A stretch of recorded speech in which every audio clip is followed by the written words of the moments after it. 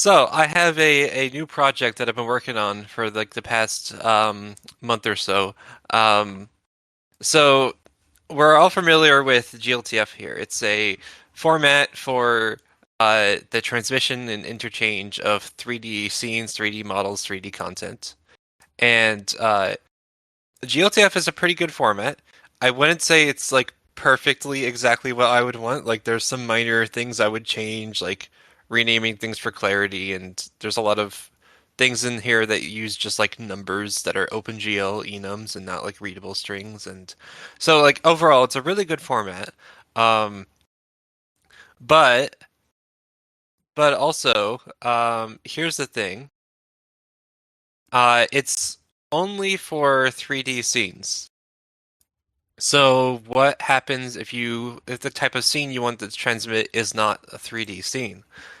So like what about if you're doing like Godot 4D and you have a four-dimensional scene? Well, the GLTF is just not going to cut it because it's not designed for that. So, um, I present the first public draft, very not it's not complete yet, of G4MF or Good 40 model format, which is a GLTF-like format that is for four dimensions. So it has two different file types.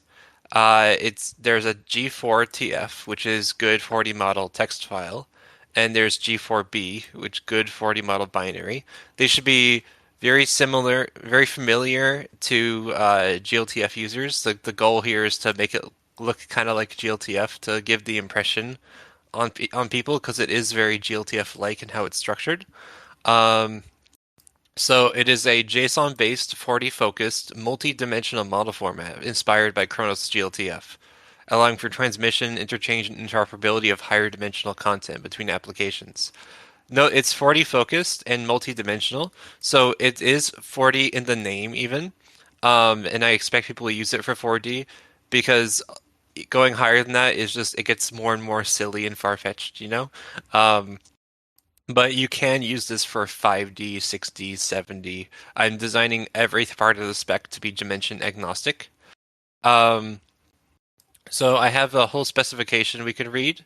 Um, if I go into the specification, um, there's a lot of familiar things and schemas and stuff that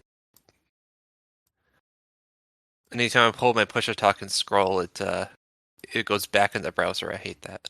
Um, So here we have all the basics that you would need in a format like this. There's the asset header, accessors, buffers, buffer views, meshes, nodes.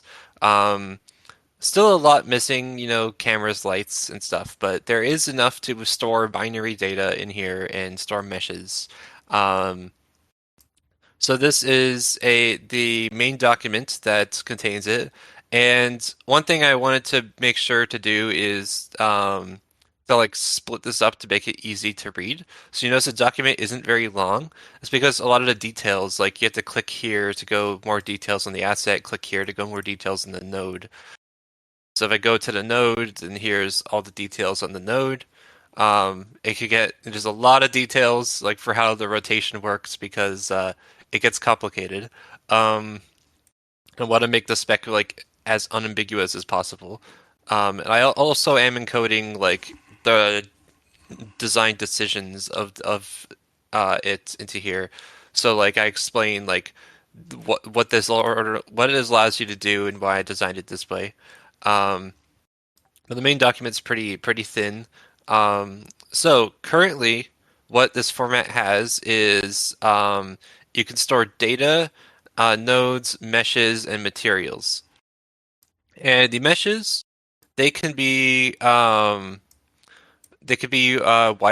or they could be like cell meshes, which is the equivalent of tri meshes in 3D. So there's cells, edges, material. Um, And let me show you this in action actually. So I've got this scene here. which was created inside of the engine with a bunch of like meshes. Most of these are like generated from a script because there's not really such a thing as Blender yet, and even if there was Blender, you would need a way to transmit it to here, which is G4MF needs to exist first. So kind of building everything from scratch here. um, but I can rotate this. It is a fully four-dimensional scene with four total directions to play with. And if I go over to this other tab here, actually, let me just close the tab. I have here down here a world.g4tf, which is uh, basically this same thing but exported, and this is all round tripped from the file. So this is currently just round tripping the wireframe-ness of the mesh. I still need to work on the actual implementation of the cell stuff because it's complicated as I mentioned. But yeah, we have it's still a four-dimensional scene, so I can rotate it in all the ways you would expect that to work. And yeah, um, so. That is the very short tour of it, but I could also go back here to the main README. I also have this section here with like, as I was designing this, I did not just copy paste GLTF and edit it because that would be copyright violation. And there were also some things I wanted to do a bit differently. So I kind of re-engineered it from scratch and have been analyzing everything under a microscope to get it like perfect or whatever. I'm sure people will come along and say that they disagree with what perfect is, but whatever. Perfect for me. Um, so I have this differences from GLTF documents that explains a bunch of things. So obviously this is a 4D multidimensional format, not a 3D format. Um, GLTF is designed to be a GPU ready last mile format with data stored in a way that can be ready to be loaded into OpenGL or Vulkan. But graphics APIs are like, they're for 2D or 3D. Since graphics APIs do not support 4D, 5D, 6D, etc. models, the goal doesn't really make sense for GLTF. There's no such thing as a GPU ready 4D model. So instead, G4MF is designed primarily as a human readable interchange format. So it's just purely the data that's formatted the most convenient for the dimension, completely ignoring GPUs. G4MF mesh vertices are stored in a typically deduplicated way and are referenced by edges or cells, but GLTF stores each triangle with unique vertices. So essentially, in GLTF, every triangle, if like, three triangles share a vertex, then that vertex is going to be stored three times in GLTF. In G4MF, we're only going to store it once and then reference it. And this way, it'll save a lot of space because, especially with higher dimensions, vertices can have a lot of numbers in them. So we have to be really careful with using up space with the 4D scenes because the file sizes are going to grow like exponentially, like really fast. um, G4MF only allows one scene per file with one root node, while GLTF allows multiple scenes and multiple root nodes. Um, and that essentially brings us built-in Godot single root as like of just a feature of the format. And that's not the only extension that I have is like kind of like a built-in thing. There's also um, the polytope cells boolean, which provides the Facebook ngon encoding in the base spec. So if you wanted to encode ngons, that's like just available in the base spec. Also, G4MF is a brand new format, but GLTF is a mature and industry standard format. Therefore, we recommend using GLTF for 3D models, not 3D G4MF files, because since it is multidimensional, you can also use it for 2D and 3D and even 1D scenes, I guess. But probably wouldn't be very useful. Um, so uh, I would recommend using the existing GLTF for 3D. Um, and there's a bunch more bullet points of a bunch of finer differences. Um, so like you must have dimension specified, so dimension 4 for 40, for example. Um, the transform things are a bit more readable, doesn't allow negative scale. There's a visible Boolean, surfaces instead of primitives, and like a bunch of just like small rename things to make it a little bit more friendly to the user. Um, Primitive type with like int 16 or float 32 instead of component type where OpenGL enums of these numbers. Um, there's a vector size, so instead of vec2, vec3, vec4, you just do like vector size of 4 or 5 or 6, and this will allow you to use any number. Um, Accessors don't have account or normalized or sparse accessing for simplicity. I don't actually know what like those features are used for. I assume it's some GPU optimization thing. Um, Sparse accessors are used to optimize like the storage of blend shapes because it's mostly repeated, so you can just do the things that haven't changed for basically repeated blend shapes. That's where it's mostly used. And then the other one is using smaller types for things that are like integers. I see. I think what we will have to do then is I want to come up with a different mechanism for this, like uh maybe have like an array of numbers and then like something that specifies, okay, this blend shape is modifying vertices, 5 to 10, and just like explicitly specify That's that. sparse. That's sparse accessors. Yeah. Okay, and also this is I think a really minor thing but really important. G4MF, the binary format uses a 64-bit integer for the size of the binary G4B files, but GLTF uses a 32-bit number. So you just can't have GLTF files larger than 4 gigabytes. That seems like really annoying. Um, so that limitation is not here with this format. And this is already something that Kronos like has acknowledged they like would do differently if they could like redo it, but it's too late. Um, so uh yeah, and both import and export are supported. So I can go in Godot, I can go export 40 scene as G4MF and then pick a file path and then it'll export.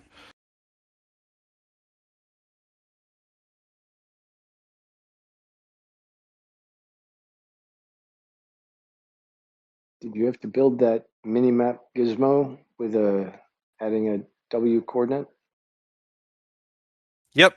Uh, the existence of G4MF has like the existence of a 40 engine as a prerequisite. So Godot 40 has kind of been um, built up over the past year separately from the format, and it's got a lot of Godot style things, including this gizmo, which is also very similar to the one in Blender, where it just has like the W coordinate as an extra possible value. That's amazing. Yeah, awesome work, man. Yeah. So would you say that this is a particularly useful spec for Metaverse because of its efficiency? And if I'm thinking in terms of overlaying physical world layers, so you're overlaying a 3D with a 3D, that sort of adds more dimensions, right? Would that be applicable? So, 4D is kind of fundamentally different than just like layering 3D together. The big thing is, if you're layering 3D, then the only thing you're doing is like providing a dimension of movement between like those 3D layers. So it's like it is a W coordinate, but with a full 40 thing, you have things like 40 rotation or things like meshes that actually have vertices in both layers that connect to each other. And this is Uh, not possible to do with 3D. Hindi Bio. As far as I know, this is text-based format, it has some optimizations like the indexed triangles uh, thing, but it is not written for accelerated hardware because they don't exist, and that it is not commonly known. So there are not that many create like import export tools other than the Godot workflow Aaron has created here for import export. Cool, thank you. But from the little that I understand, it does still sound like this is a move in the right direction, you know, if you're thinking in terms of metaverse. Yeah, I mean, even if this is like always going to be extremely niche, which will it is extremely niche and will forever be because we don't live in this dimension, it's still like good to have a standard. So, if you want to like transmit this kind of content, you can. Also, I should mention there is another existing format called off, and off is basically the OBJ of 4D. So like it contains uh, vertices and faces. Um, Literally it's just like an array of numbers, and there's no way to expand this. It's not a scene hierarchy. You can't specify cameras or animations or anything fancy you would expect in a model. It's just a geometry of the object. Um, so my next like step project is to build like a standalone tool that can convert these off files into G4MF files.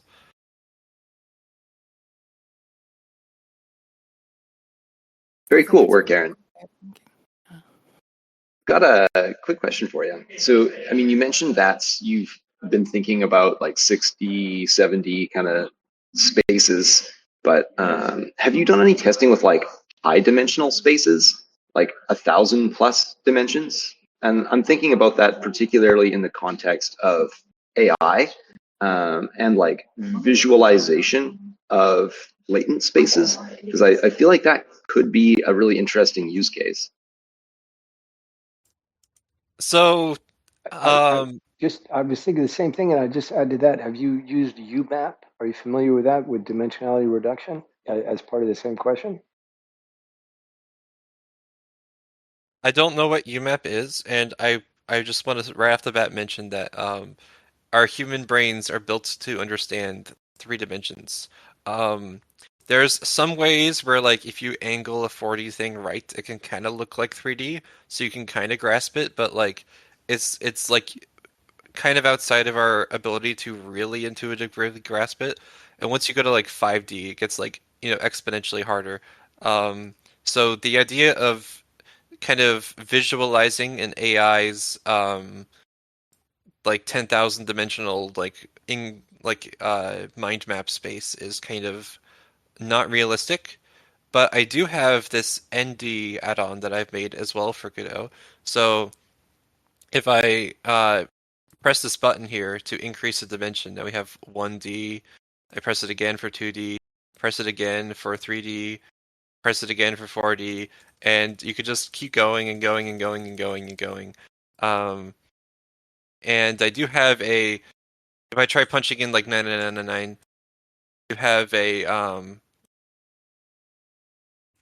it's like it'll be very, very slow. Um, and it does have a hard limit of 100, but even 100, as you see, it took a while to load that. Um, so yeah, like there's a 100 dimensional scene, I guess, but it's like so slow that it's not worth it. Gotcha. So, I mean, I think it is still potentially like an interesting use case to be able to project from a high dimensional space down to 3 dimensions, like, like I said, just for visualization purposes. But it seems like maybe some more work is necessary to kind of get there. Yeah. Well, I will mention as well that this is like a full like transformation matrix. So like the node is being represented by like a 50 by 50 basis right now. So that's like, the complexity kind of goes up with Square. But at least I do have an endlessly extendable system of like letters and colors for the gizmo, so you can kind of see like all these different like dimensions with their own little color.